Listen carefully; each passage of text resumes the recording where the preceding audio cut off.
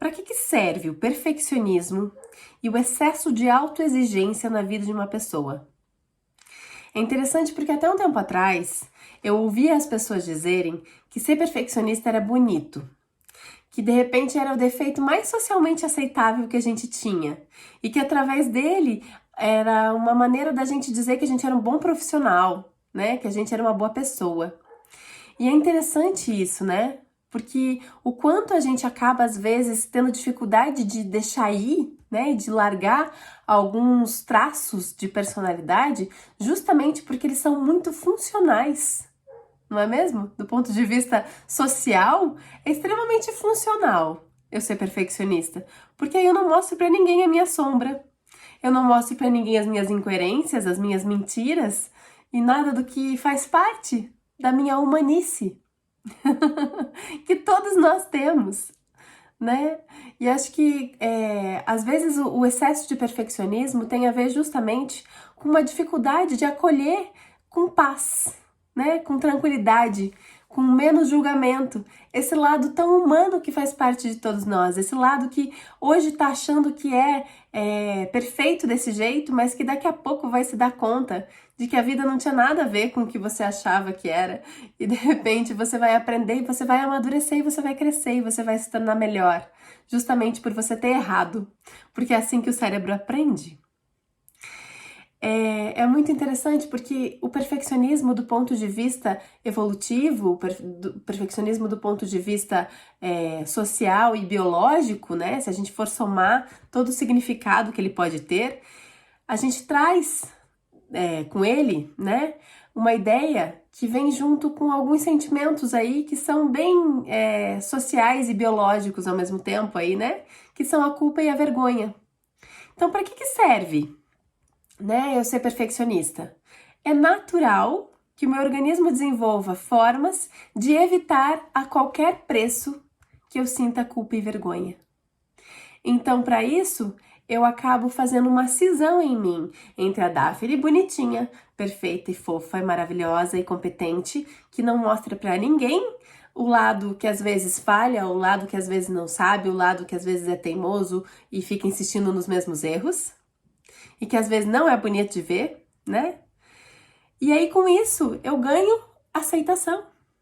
Eu ganho vocês aí me ouvindo e achando que eu sou aqui, ó, expert em lidar com tudo. E aí eu vou pra minha terapia e descubro que tem um monte de coisa que eu ainda não sei fazer também.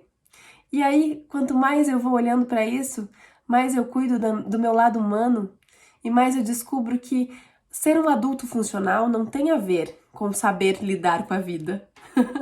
Mas sim fazer as pazes com o fato de que a gente não sabe lidar com a vida.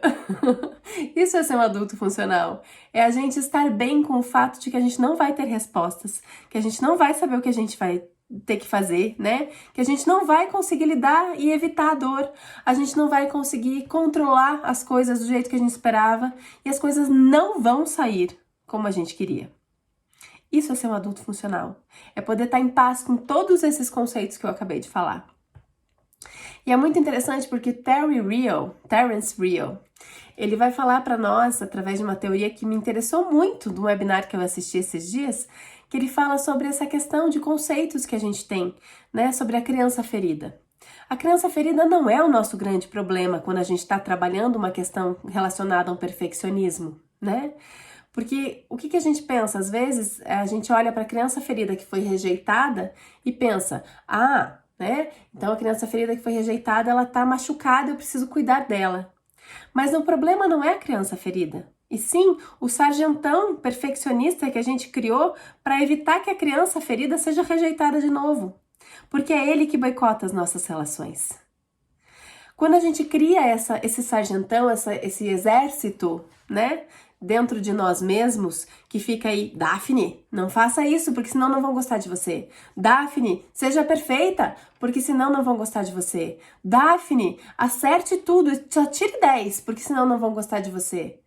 Quando a gente cria esses conceitos para proteger as nossas crianças feridas, cada uma que sofreu por alguma razão, né, todos nós temos histórias, esse lugar desse durão aí, né?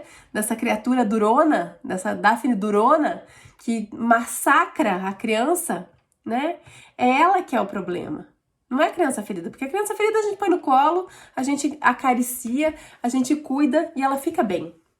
Só que essa criatura durona aí evita que eu esteja confiando nas pessoas, evita que eu consiga ir até algumas situações e me coloque ousada, né? De repente tentar fazer mesmo que eu erre.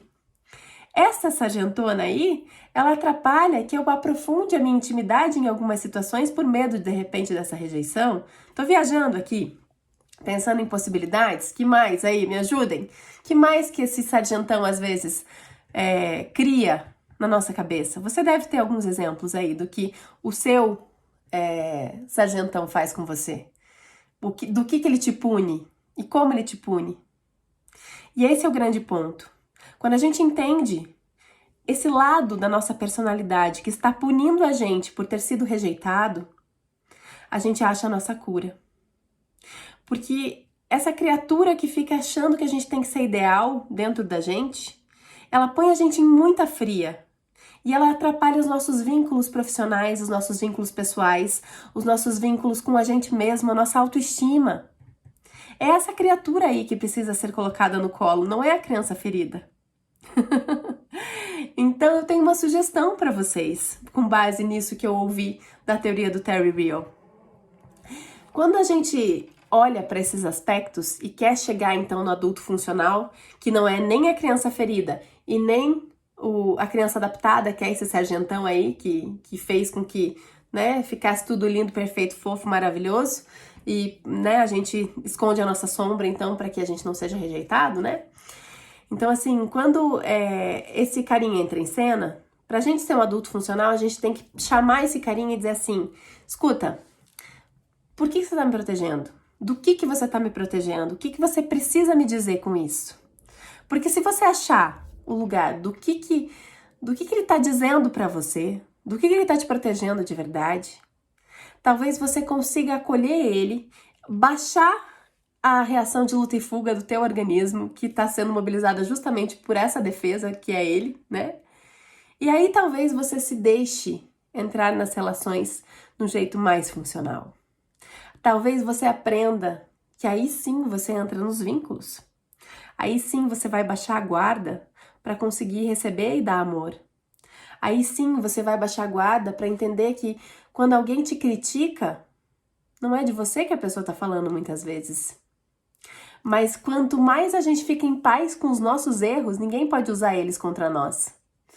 Então, se a gente se veste da nossa capacidade de ser alguém que erra, ninguém nos ofende mais.